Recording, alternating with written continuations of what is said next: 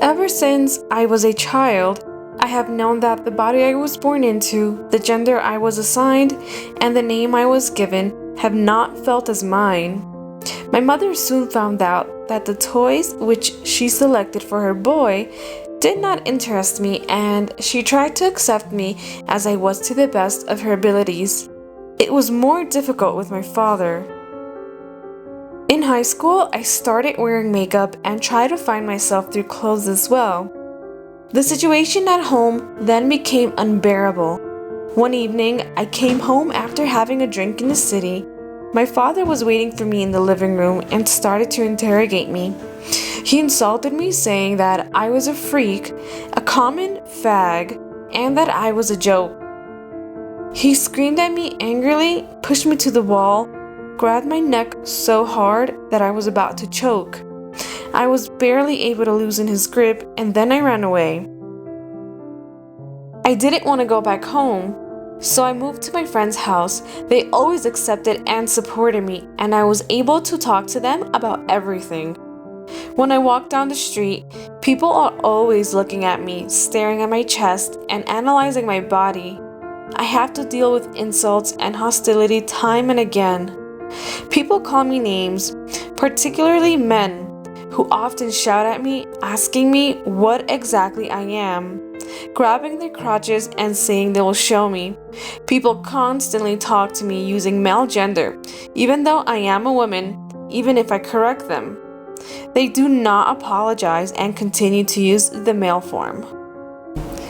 Sometimes people treat me as their study case or doll whose skirt they can lift and check out what's underneath.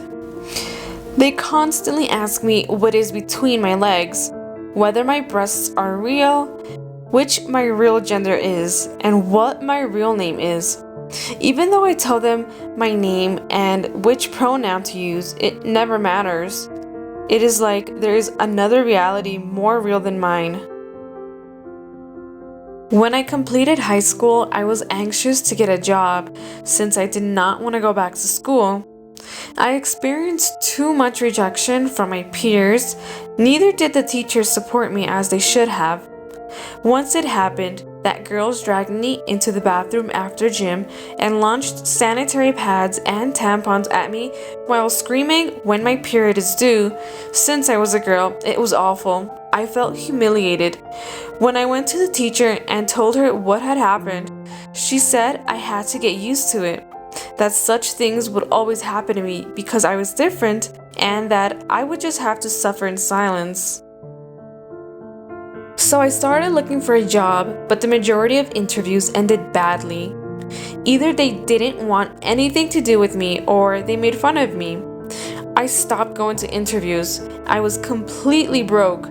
I couldn't get a job no matter what I did. One day, a friend invited me to beat the street with her. She said that she was making good money and the work was not that hard. Men are easy to control.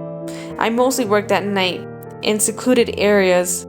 It happened sometimes that a guy was either too drunk or too violent and I didn't want to be with them.